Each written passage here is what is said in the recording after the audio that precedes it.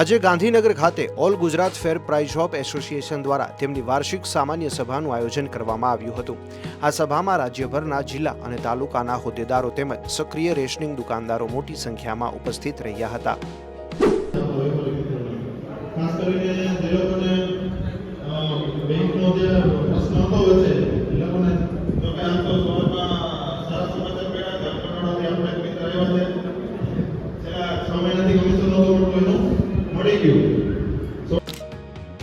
સભા દરમિયાન સસ્તા અનાજના દુકાનદારોને નડતા કમિશનના પ્રશ્નો, બાયોમેટ્રિક લોગિનની સમસ્યાઓ, સીબીડીસી પદ્ધતિને સામેના પડકારો અને વારસાઈ હક જેવા જટિલ મુદ્દાઓ પર ગંભીર ચર્ચાઓ ચાલી હતી।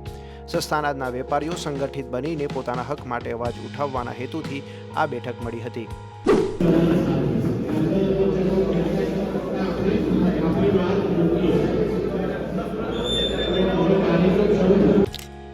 વિવિધ જિલ્લાઓમાંથી આવેલા દુકાનદારોએ એસોસિએશનના હોદ્દેદારો સમક્ષ પોતાના પ્રશ્નો મૂક્યા હતા। સરકારની જાહેર વિતરણની ચાલુ નીતિઓ સામે હોદ્દેદારોએ પ્રતિક દેખાવો કરીને વિરોધ દર્શાવ્યો હતો। મોટી સંખ્યામાં ઉપસ્થિત દુકાનદારોએ આગામી સમયમાં આવનાર દરેક દેખાવ પ્રદર્શનમાં અગ્રણીઓ સાથે ખડે પગે રહેવાની બાંહેધરી આપી હતી।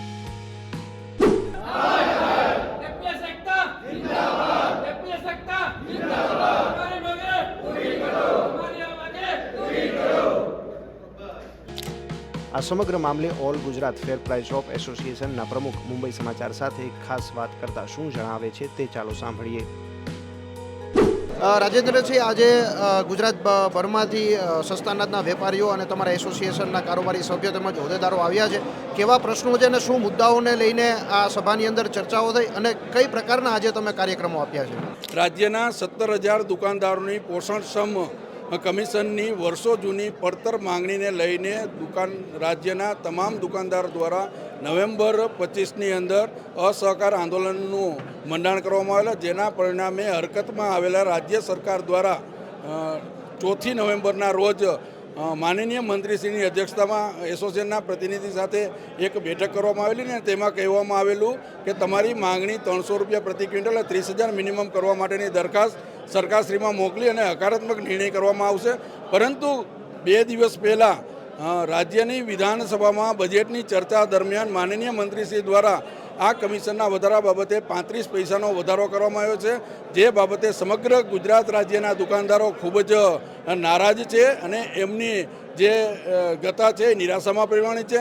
30,000 બાબતે દુકાનદાર તરફથી કોઈ પણ પ્રકારનું માગણી સ્વીકારવામાં નથી આવી અને એ માટે થઈને આજની રાજ્ય એસોસિએશનની કારોબારીની તાકીદની બેઠક આજે ગાંધીનગર ઉમિયા મંદિર ખાતે મળી હતી ને તેમાં આ પ્રશ્ને ખૂબ જ નારાજગી વ્યક્ત કરવામાં આવી છે અને એસોસિએશન નક્કી કરે છે કે જો આ માગણી સ્વીકારવામાં નહીં આવે તો આગામી 1 મેના ગુજરાત દિવસના દિવસથી ગુજરાતના દુકાનદારો છે એ વિતરણ વ્યવસ્થાથી અળગા રહેશે અને આ દરમિયાન સરકારની સામે ધરણા, પ્રદર્શન, ઉપવાસ અને પ્રતિક હડતાલ જેવા આંદોલનાત્મક કાર્યક્રમ આપશે।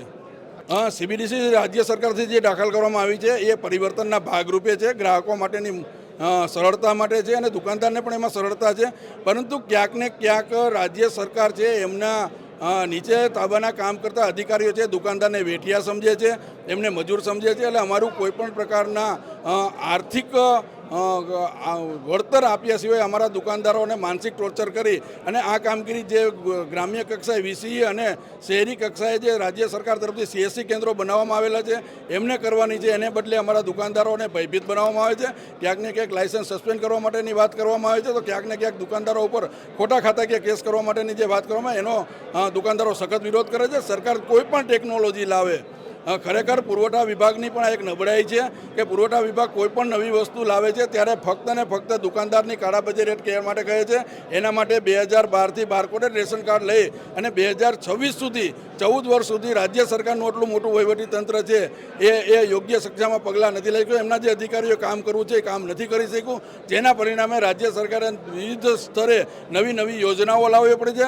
રાજ્યના કોઈ દુકાનદાર સરકારની કોઈ યોજનાથી ભયભીત નથી। એમને ભ્રષ્ટાચાર કરવો નથી. આજની તારીખે KYC અને સરકારના ડિજિટલ યુગની અંદર રાજ્યનો કોઈ દુકાનદાર ભ્રષ્ટાચાર કરતો નથી. માત્ર ને માત્ર દુકાનદારને હાથો બનાવી અને અધિકારીઓ પોતાની નિષ્ફળતા છુપાવે છે અને આની પાછળ અધિકારીઓનો દોષ છે. રાજ્ય સરકાર કોઈ પણ યોજના લાવે, ગુજરાતનો દુકાનદાર છે એને પૂરતું વળતર મળશે તો અમારા દુકાનદાર ગ્રાહકના ઘર સુધી અનાજ દેવા માટે જશે, એની હું સરકારને ખાતરી આપું છું. મિત્રો, આપણી સાથે FPS એસોસિએશનના મહામંત્રી હિતુભા જાડેજા પણ ઉપસ્થિત છે, તેને આપણે પૂછીશું. આપે પણ જે 35 પૈસાવાળા જે કમિશનને લઈને તમે વધારે એ મુદ્દાને તમે મહત્વ આપ્યું છે, શું કહેશો? રાજ્યનો વ્યાજબી ભાવનો દુકાનદાર જે ખૂબ જ ઓછા કમિશનમાં કામ કરે છે, ત્યારે દુકાનદારને દુકાન ચલાવવાના જે ખર્ચાઓ થાય છે, પોતાના પરિવારનું ભરણ પોષણનું જે કરવાનું છે એના ખર્ચા થાય છે, આ બધા ખર્ચાની સામે મિનિમમ 20,000 કમિશન હોય કે ₹1.5 રેગ્યુલર કમિશન હોય એ પૂરતું નથી. એના માટે અમે વારંવાર લડત ચલાવેલી છે.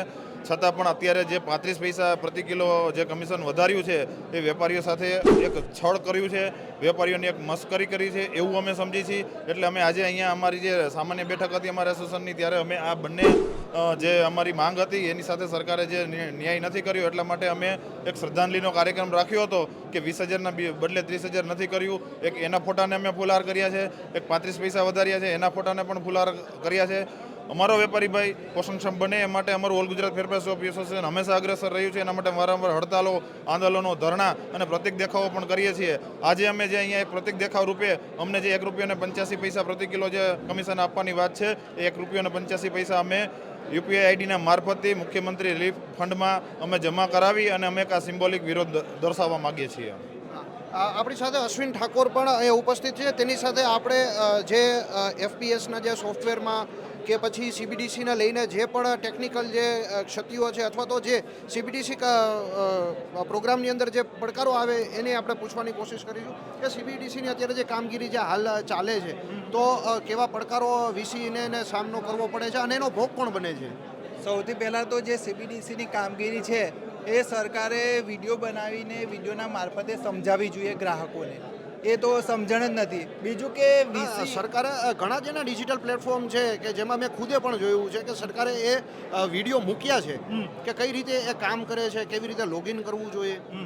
લોગિન થાય છે, વિડીયો બનાવ્યા છે સરકારે, પરંતુ એમાં જ્યારે ગ્રાહક લોગિન કરીને જોઈએ છે તો એમાં કૂપન નથી દેખાતી. સરકારે તો મોટી જાહેરાત કરી દીધી છે કે તમારે દુકાને જઈને અનાજ લઈ લો તમે કૂપન વડે, CBDC વડે. પરંતુ CBDCમાં શું છે, અત્યારે કૂપન જનરેટ જ નથી થતી કારણ કે વોલેટ બેલેન્સ બતાવતું નથી.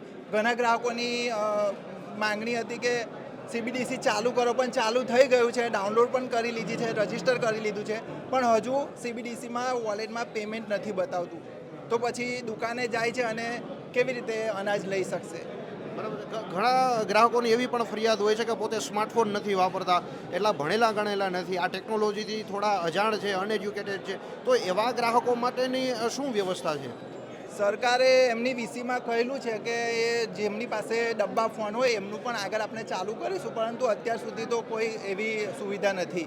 તો અત્યારે જે લોકો પાસે મોબાઈલ નથી તો એ લોકો જે લોકો પાસે સ્માર્ટ મોબાઈલ નથી એ લોકો અત્યારે નહીં લઈ શકે, એમને ફિંગર વડે લેવું પડશે. બરાબર છે. તો અમારા માધ્યમ થકી આપને સરકારને તમે શું સૂચન કરવા માંગો છો આ સિસ્ટમમાં? સરકારને એટલું જ સૂચન છે કે જે આપણા ગ્રાહકો છે એમની પાસે મોબાઈલ હોતા નથી. હું વિડીયો બનાવું છું યુટ્યુબ પર, મને ખ્યાલ છે ઘણી કમેન્ટો આવતી હોય છે કે અમારી પાસે, અમે ગરીબ લોકો છે, અમારી પાસે 12-15 હજારના મોબાઈલ ક્યાંથી લાવવા એમ.